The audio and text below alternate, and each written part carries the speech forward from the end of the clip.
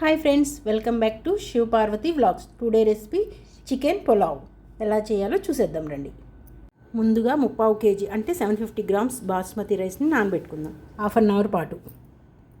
3/4 kg chicken బాగా clean చేసుకొని ఒక గిన్నెలో తీసుకుందాం. 1 టీ స్పూన్ అల్లం వెల్లుల్లి పేస్ట్ వేసుకుందాం. దంచిందైతే ఇంకా బాగుంటుంది. 2 స్పూన్ల కారం, 1 స్పూన్ పసుపు, 1 టీ స్పూన్ ధనియాల powder, 1 teaspoon garam masala, chicken biryani masala 1 spoon, 2 స్పూన్ల ఉప్పు, 1 కప్పు గడ్డ పెరుగు, 1 నిమ్మకాయ పిండి వేసుకుందాం. ఈ మసాలాలన్నీ చికెన్కు బాగా పట్టేలా బాగా కలుపుకొని హాఫ్ అన్ అవర్ పక్కన పెట్టుకుందాం. ఇప్పుడు స్టవ్ ఆన్ చేసుకొని పలావ్ గిన్నె పెట్టుకుందాం. గిన్నె వేడయ్యాక 8 టేబుల్ స్పూన్లు ఆయిల్ వేసుకుందాం. ఆయిల్ హీట్ అయ్యాక హోల్ గరం మసాలా వేసుకొని కొంచెం వేగనిద్దాం. సన్నగా తరిగిన 2 ఉల్లిపాయలు, 4 పచ్చిమిరకాయలు వేసుకొని వేయించుకుందాం.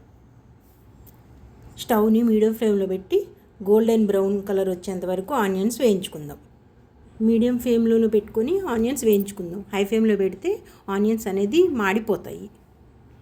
ఆనియన్స్ అన్నీ వేగిపోయినాయి. 2 పెద్ద టమాటాలు తీసుకొని సన్నగా తరిగి వేసుకుందాం. 1 రెమ్మ కరివేపాకు కూడా వేసుకుందాం.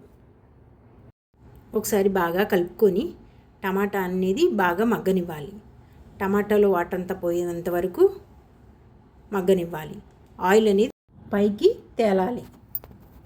అలా పైకి తేలితే టమాటా అనేది బాగా మగ్గిపోయినట్టు అర్థం. మనం ముందుగా కలిపి పెట్టుకున్న చికెన్ కూడా వేసేసుకుందాం. వేసుకొని ఒకసారి బాగా కలుపుకుందాం. ఇప్పుడు స్టవ్ని మీడియం ఫ్లేమ్లో పెట్టుకొని 1 నిమిషం వరకు బాగా కలుపుకుందాం.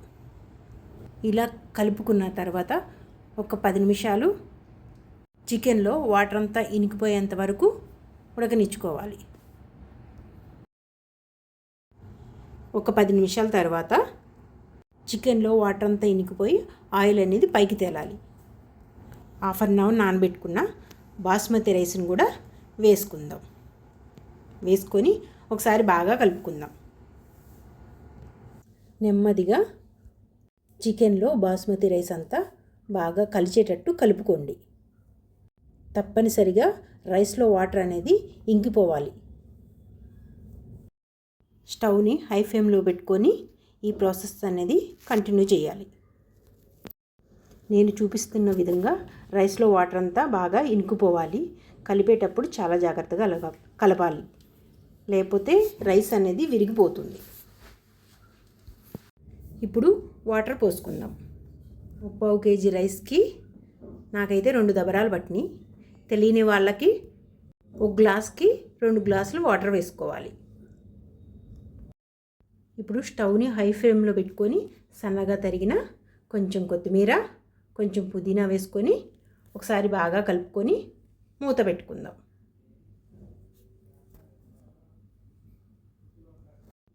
ఒక 10 నిమిషాలు ఉడకనిద్దాం. 10 నిమిషాల తర్వాత మూత తీసి ఒకసారి బాగా కలుపుకొని పలావ్ రైసు ఉడికిందో లేదో చెక్ చేసుకుందాం. ఇంకా ఉడకలేదు, ఇంకా వాటర్ అనేది ఇంకా చాలా ఉంది. ఒకసారి మూత పెట్టుకొని కొంచెం సేపు ఉడకనిద్దాం.